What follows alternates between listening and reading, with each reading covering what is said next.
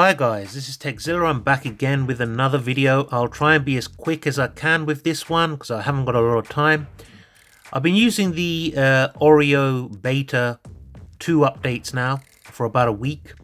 So I thought I'd give you guys a demonstration of what's new, what's changed. I couldn't be bothered to do two separate videos for each one. I'm using the Exynos S8 Plus. So a lot of the videos you guys have been seeing is for the Snapdragon version.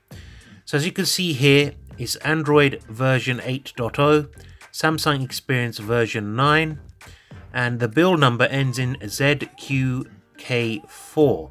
So if I click here, press there, you get the little Oreo symbol coming up. And if I tap that, press and hold, you have the octopus. Funky octopus. So if I come back out of that, let's start this and go bit by bit.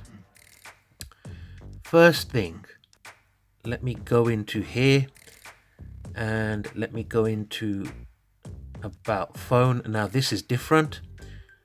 It's a nice looking screen if you want to see your serial number, IMEI number. Obviously I'll blank them out when I edit the video. So that's different. Come out of that.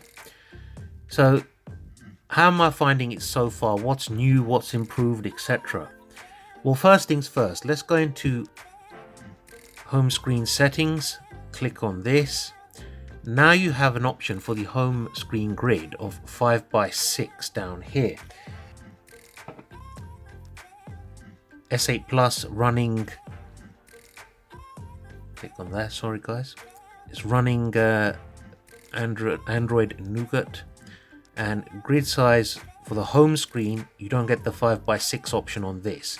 So that's the first change, which is quite nice because I can fit a lot more on my home screen. Come out of this, come out of that. So that's the first change. Next change, if you bring this down, is the notifications. Now before, let me show you this actually if I can. You see the little animations there as you go down? Very Android Oreo like, the way those little notifications come down. Whereas before, the original version with 7.0, it doesn't have that little animations there. So while we've got this down, let me just take it up a little bit. Let me show you some of the new things you can do with the notifications in here. So if we go to Twitter, swipe across, which I shouldn't have done, but that's my fault. If I go across gently, you have to be careful. I can snooze a notification. So if I snooze it, say for 1 hour, done. It vanishes and it will pop up again in an hour's time. So that's the first thing. So the notification animations, how you can snooze the notifications. Now next thing is notification channels. So if I go into settings, go into notifications, let them come up. Basically what notification channels is very much is more customizable as to which things you want to be notified of. So for example, in Twitter, as you can see here, you can switch off different types of notifications. So if I didn't want to be notified of emergency alerts, I can switch that off. If I don't want to be notified about followers and contacts, I can switch that off. Recommendations from Twitter, switch that off. So it's very nice that you can fine tune that. That's something I really like. Next thing, while we're on the home screen, folder colors. So I've just set up a folder here as a test, and I've got it bright green. Now let me show you how that works. Bring that up, sorry guys. You basically click on here. There we go. And you can pick whatever color you want, or you can go to this and say I want, I don't know, a purple color. And it shows you the recently used colors here, so you can quickly go back to them.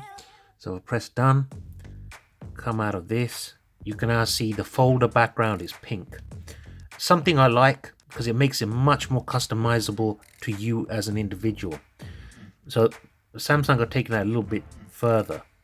Now let's have a look at app shortcuts. So if I bring in Twitter, for example, it's changed now. There's a lot more stuff there. Let me bring in my S8 Plus using Android 7.0, and you can see the differences here. So these are the basic stuff, like you can see the differences. I don't need to go into it. You can do a new message and stuff like that. What's nice about this is if I had notifications there, or it will show that up as well on the actual shortcut itself, and that works for pretty much all apps, but obviously I haven't got any notifications for those particular apps. Now let's go into settings. Now right at the top, first thing you notice is that's just got a little, I don't know what you want to call it, magnifying glass, where now you've got a whole bar at the top with the search, vocal search as well. And what this does is, which I quite like, is you can go into it. It's got your history of what you recently searched. You can type in whatever you want to and it'll search it for you. Something that's new. It's not a major thing, but it's nice to show you guys what's there. So let's stay in settings now and show you different things within settings and the menus. So let's start scrolling down, and let me see. If I go into display, actually no, yeah, let's go into display first. So pretty much everything looks similar here. So if we keep going down, let's go into edge screen, and we're going to edge lighting, and here you got edge lighting style. Now this has changed quite a lot. So if you look here, let me bring it back a little bit. You've got different effects. So you've got glitter, glow, multicolor, basic. So if I hit glitter, you can see how that looks. If I hit glow, you can see it glowing gently. If I hit multicolor, which is probably my favorite one, that's quite nice. If I go into colors, now I can choose what colors I like. So you can, if I got orange, you can see it's slightly more orange around there, or you can pick, fine tune it and pick what color you want. So that's a nice addition. Then there's transparency. So the lower the transparency, the brighter it will look. So if I take it all the way up to, sorry guys, try and bring that up. If I take it all the way up to high, you can see it's quite dim because it's transparent. If I take it all the way to low, it's a lot more bright and colorful. And then you've got width, which is the final one. So it's very narrow there, you can see that. And if I take it all the way up, it gets a lot wider. So edge lighting, that's a new thing, new options you've got there. So if we go into navigation bar here, now this slightly looks, it is a bit different to the Android 7.0 version. I'll bring that in here so you can see. Now you've got a diagram there, so when you change the color you can actually see it where you don't have it on this. And this is also different. The home button sensitivity, you can set it here, but you can't actually test it. Now on the new one here, you can press on, switch that on first. If I go into this now, same thing, you can make it lighter or stronger. So if I go to, I don't know, medium, and I can actually test the pressure by pressing this area of the screen.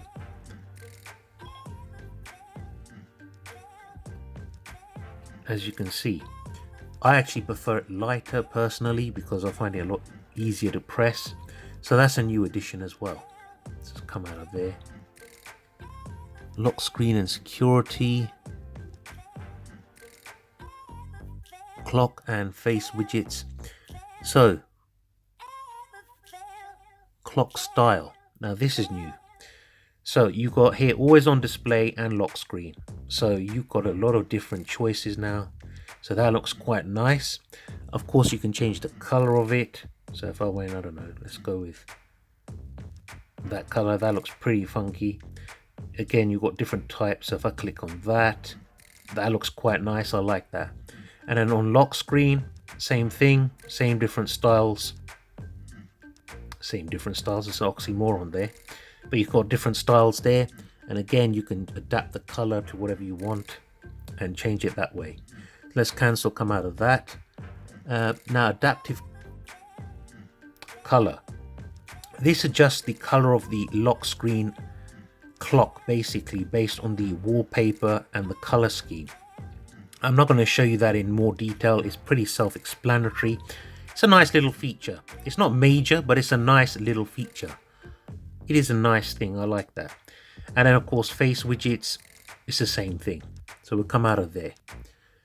And let's come out of there. So now let's go into notifications.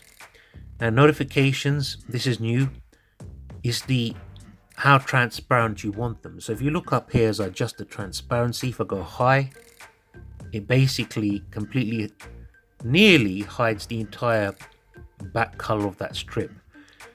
Now it depends on the wallpaper you're using, but if you want it solid colored like that, you can have it like that. So I probably would keep it somewhere sort of medium like that. So that's new as well, which is again another new addition. So if we come out of this now if we go into advanced features, scroll down to the bottom, you've got dual messenger. Now how useful you'll find this, I don't know, but it works for Telegram, Facebook, Skype, Messenger, WhatsApp. I haven't got WhatsApp installed on here, but I'll show you what that looks like when you've done it. So as you can see here, Telegram, that's my primary Telegram group. Then I've got a secondary Telegram group set up. So I can have 2 Telegram groups going at the same time, 2 Facebooks, 2 WhatsApps, etc. It depends on how useful you will find as an individual, whether it's something you need.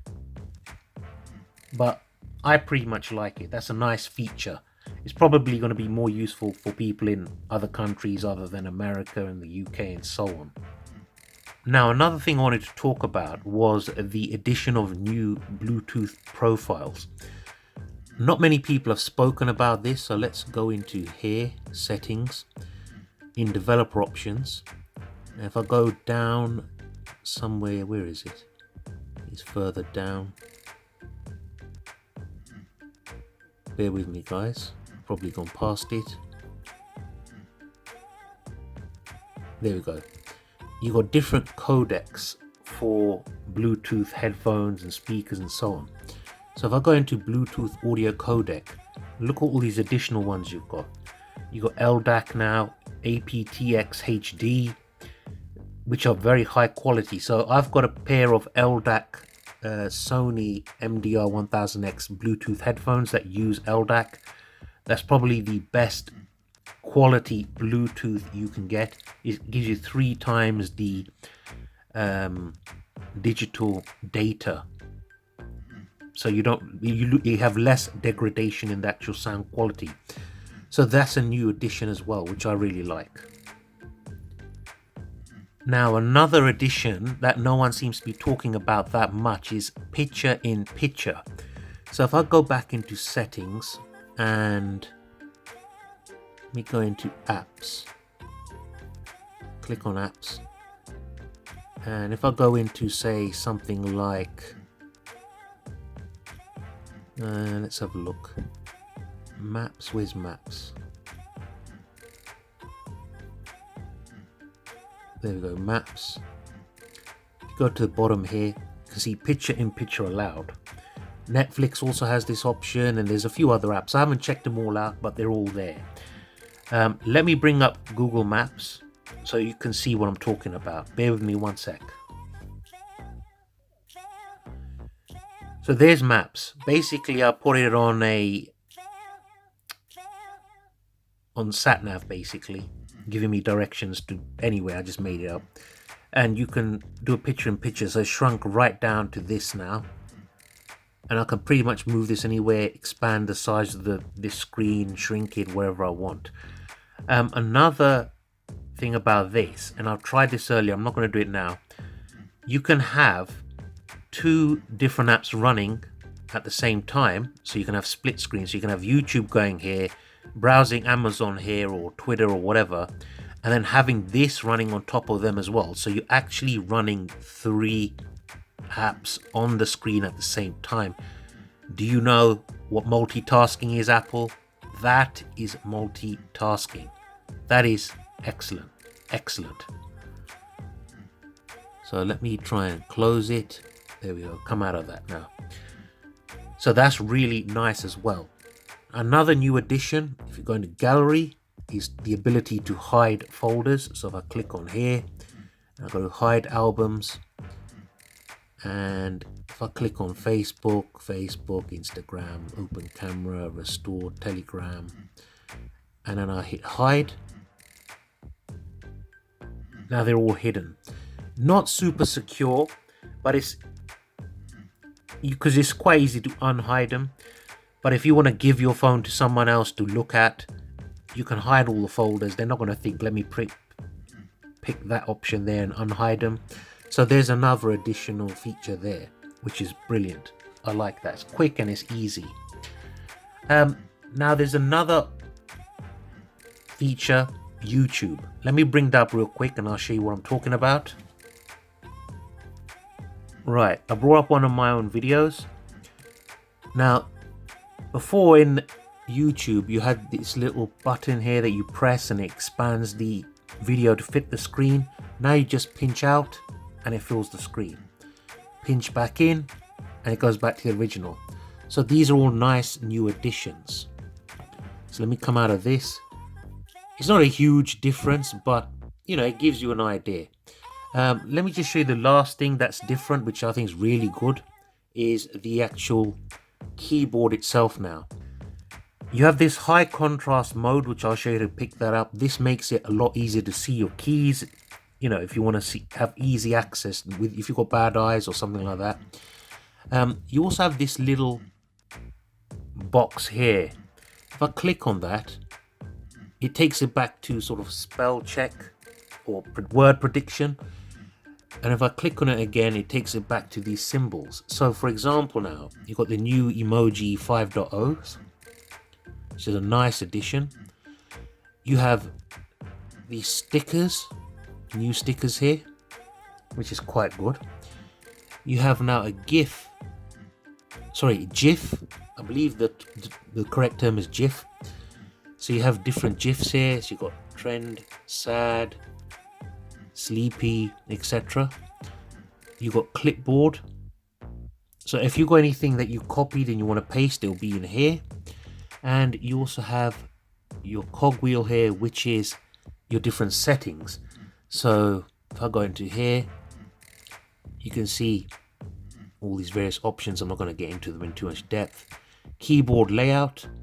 So keyboard size and layout. See the high contrast keyboard, you can switch it off. I've got it switched on. So you can test it out on this if you like. And adjust the size, although the size doesn't seem to, there isn't a sort of an option for me to adjust the size. Not that I found anyway. See, I can't, it's grayed out, so they'll probably bring it back at some point. Custom symbols, etc. I come back out of this. And the last thing on the keyboard is here, this little arrow. If you press that, you can change what things are up here. So you can have one-handed mode, pull it up, take one of these off, voice input, so I can go like this. So if I want to take off clipboard, I can drag it down here and just have them, or I can put voice input up there. So this is all real nice stuff. Really positive, good moves by Samsung. The camera app's also changed. So if I double click that, bring up the camera app, it's a lot more like the Note 8 now. And HDR mode they've taken away from the top. So you have to go into settings in order to get into HDR mode now and switch it on and off, which is annoying. So that's the changes to the camera. As I said, it's a much more Note 8 kind of layout. Come out of that. See, it's lagging a little bit there. Now let me just summarize now. How have I been finding it for the last week? Battery life, I'd say, is a little bit weaker than it was before, but this is a beta, so it will improve with time. Also, I would say you can use it as a daily driver, but I'd wait for another couple of betas before you use it as a daily driver. It is perfectly usable, but the battery life is a little bit short for me. Stability is pretty good across all apps. The only issue I have with stability is when I go into the search bar in settings, if I try and pick something from the history list, it will force close settings, but all the apps seem to be working fine, no issue. It's still pretty fast, it's still pretty fluid. There is a little bit of lag, but that's to be expected. So it's a great job by Samsung so far. I think a lot more companies need to do this. They need to put betas out there for people to, the public, general public, to test them out before they do a full release. They did that with the S7 Edge when it came to Android 7.0 last year, and I was part of that program as well. So there you have it, guys. Let me know what you think of these changes. I hope I've been as helpful as possible. And this is your boy Zilla saying take care. I'll see you all again real soon. Stay tuned, hit that subscribe button and the bell icon, because I'm going to be doing a video next of the Sony XZ Premium Android Oreo update. I've been using that for about a week as well. I'll let you know what's new and improved on that. Take care. Peace.